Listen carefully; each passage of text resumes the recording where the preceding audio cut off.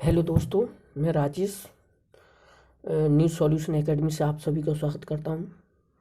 आज मैं आपको C TET, M P TET, R TET में बार बार पूछे जाने वाले अति महत्वपूर्ण आवश्यक बिंदु बताऊंगा, जो कि हर टेट में, चाहे कोई भी टेट हो, सभी स्टेटों में ये पूछे जाते हैं।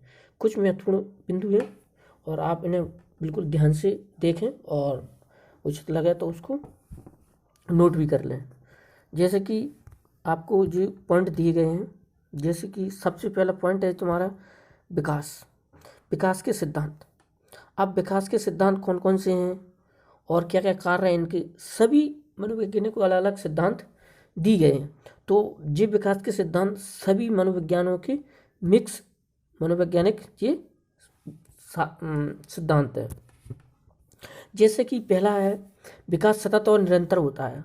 उन्होंने कहा है कि विकास की जो प्रक्रिया चल रही है सतत और निरंतर चलती रहती है, वो विकास कभी रुकता नहीं। विकास का सीधे मतलब क्या है कि जन्म से लेकर मृत्यु अवस्था तक विकास चलता रहता है, इंसान कुछ ना कुछ सीखता रहता है।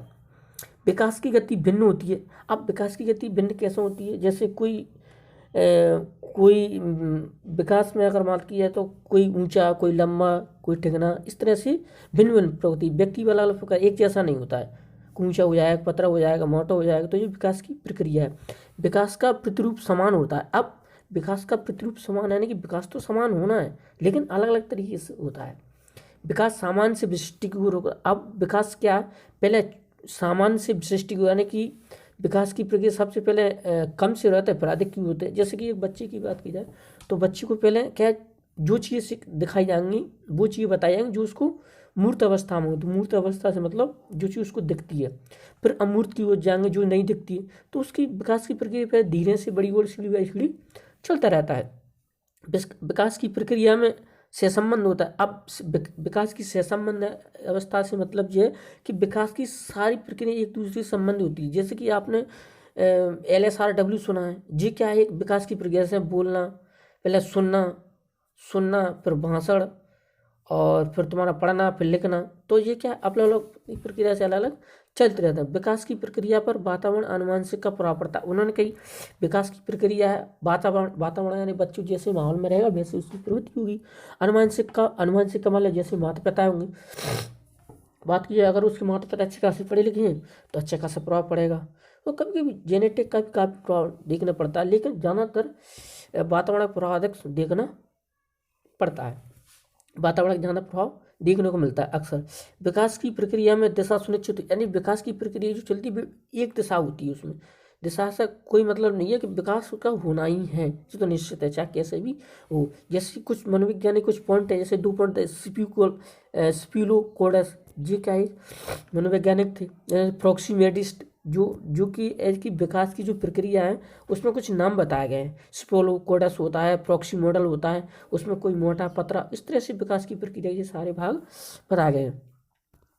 अब जैसे अपन आगे की तरफ चलते हैं, जैसे संज्ञानात्मक विकास। अब क्या है? अब इसके एक बारे में अपन संज्ञानात्मक विकास के बारे में पढ़ेंगे।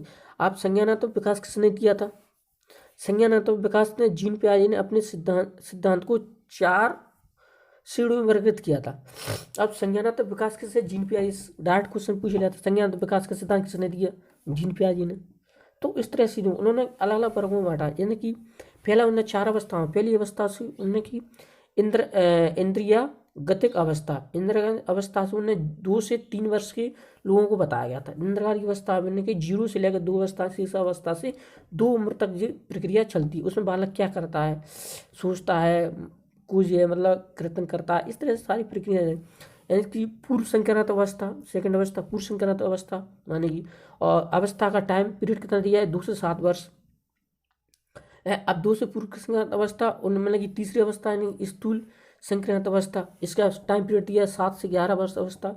उनकी औपचारिक अवस्था संक्रांत अवस्था 11 वर्ष से अधिक, जी वर्ष नहीं वर्ष लिखा है वो, अधिक माना गया। अब कभी कभी ये पूछ लिया जाता है, इनका क्रम भी पूछ लिया जाता है कि इनके एक क्रम से बताइए। कभी ये पूछ रहा है औपचारिक संक्रांत अवस्था कितने वर्ष में होती है, स्थूल संक्रांत अवस्था कितने वर्ष में, इंद्रकांत अवस्था कितने वर्ष में होती है। तो क्वेश्चन कई प्रकार से घुमा के पूछे, कम से कम जीन पे आए से 2 से 3 क्वेश्चन अवश्य पूछे जाते हैं। चलो अपन और आगे और मनोवैज्ञानिक के बारे में बात करते हैं। जैसे कि एक मनोवैज्ञानिक थे इनका एक मनोवैज्ञानिक थे, इनका नाम था एरिक एरिक्सन। तो ये भी एक मनोसामाजिक, इन्होंने समाज के लिए बहुत काम किया। उन्होंने एरिक एरिक्सन के अनुसार व्यक्ति के व्यक्तित्व पर 3 कारक पाए जाते। उन्होंने कि जो व्यक्ति के जो कारक हैं, पर्सनैलिटी है, उनमें 3 कारक बताए। उन्होंने हम क्या क्या बताया, उन्होंने कही शरीर, अहम और समाज का प्रभाव पड़ता है। उन्होंने कही ये सारी प्रक्रिया, उन्होंने कही सबसे पहला प्रभाव तो उन्होंने कही शरीर का होता है, मनुष्य जैसा हुआ उसके शरीर का इफेक्ट पड़ता है। उन्होंने अहम मतलब क्या ये चाहता है, ईगो। समाज का प्रभाव यानी कि जैसे समाज में रहेगा वैसी उन्नति करेगा। अगर व्यक्ति को वातावरण अच्छा मिलता है तो अच्छा करता है, अगर उसको समाज नहीं मिलता है तो वो नहीं कर पाता है। जी क्या, अलग अलग मनोवैज्ञानिक अलग अलग प्रक्रिया दी सी। एरिक्सन ने अपने मनोसामाजिक सिद्धांत को 8 अवस्थाओं में वर्गीकृत किया। उन्होंने उन्होंने अपनी जो सामाजिक जो सिद्धांत थे, उन्होंने 8 प्रकार अवस्थाओं में वर्गीकृत किया था। अब उन्होंने कही थी कि 8 अवस्थाओं बांटे। उन्होंने अलग अलग प्रक्रिया से बात की गई थी। 8 अवस्थाओं उन्होंने बांट के सिद्धांत में दिए थे। अब उन्होंने क्या था, 8 की अलग अलग प्रक्रिया, 8 क्वेश्चन जी पूछ लिया था। एरिक्सन ने मनोसामाजिक अवस्था कितनी अवस्थाओं वर्गीकृत किया था, तो ये सारे पार्ट उसमें पूछ लिए जाते। अब जैसे कि अब इम्पोर्टेंट एक बात और आती है। उन्हें कई कहते हैं, अब वैज्ञानिक की बात की, अब उन्होंने कही विकास पर आनुवंशिक, एक पॉइंट और है, विकास पर आनुवंशिकता और वातावरण का प्रभाव होता है। उनने कही जो विकास की प्रक्रिया चलती है, उन्हें 2 प्रकार सबसे इंपॉर्टेंट बताया, एक आनुवंशिकता, एक वातावरण। भिन्न गई हेरिडिटी यानी आनुवंशिकता और इन्वायरमेंट यानी वातावरण। जो 2 प्रभाव विकास पर बहुत इंपॉर्टेंट है। कम से कम अगर अपन आनुवंशिक की बात करें तो 20 से 30% मान लीजिए, कम से कम 70 से 80% तक वातावरण का प्रभाव पड़ता है। बच्चा जैसे वातावरण में रहेगा वैसा उसका प्रभाव होगा। जैसे पहला पॉइंट बताया गया है, वंशानुक्रम वे गुण जिन्हें व्यक्ति जन्मजात रूप में प्राप्त करता है। आप जन्मजात की बात कीजिए, आप वंशानुक्रम में जन्मजात से मतलब जैसे माता पिता वैसे उसके गुणसूत्र जो जन्म से ही पाए जाते हैं, उसमें कोई मतलब ये समाज का कोई रोल नहीं होता है। जैसे गुणसूत्र जीन वंशानुक्रम के वाहक है। उनने कही कि जो तुम्हारे गुणसूत्र होते हैं वो हेरिडिटी यानी कि उन्हीं के गुणसूत्र में पाए जाते हैं, उन्हीं के ही वाहक होते हैं, इसमें कुछ नहीं होता है। माता पिता, बार बार वही बात कहना चाह रहा हूँ कि जो माता पिता जैसे अच्छे होंगे वैसे गुणसूत्र हो। एक IAS के बच्चा IAS बन जाता है। कुछ अपवाद होते हैं जो इधर उधर हो जाते हैं। जैसे थर्ड पॉइंट दिया है, मानव जाति में कुल 46 या 23 जोड़े गुणसूत्र होते हैं। उन्होंने कही जो मानव जाति है 46 गुणसूत्र यानी 23। अब इनमें तुम्हें समझ नहीं 23 और 40 क्या होता है। जैसे कि डाटा अगर उन्होंने बात की 46 में क्या यानी कि इसमें मेल और फीमेल दोनों बताया गया है। अब 23 यानी कि एक मेल में हो जाएंगे और एक फीमेल में, जिस तरह से टोटल कितने 46 हो जाएंगे। इसे गुणसूत्र की बात की गई है। वातावरण में परिवेश भोजन आदि को सम्मिलित किया जाता है। उन्हें की जो वातावरण के जो परिवेश है, भोजन भी उसमें बहुत इंपॉर्टेंट रहता है। व्यक्ति जैसा खान पान करेगा वैसे उसका होगा। अगर उसका गलत खान पान होगा तो गलत की प्रवृत्ति होगी।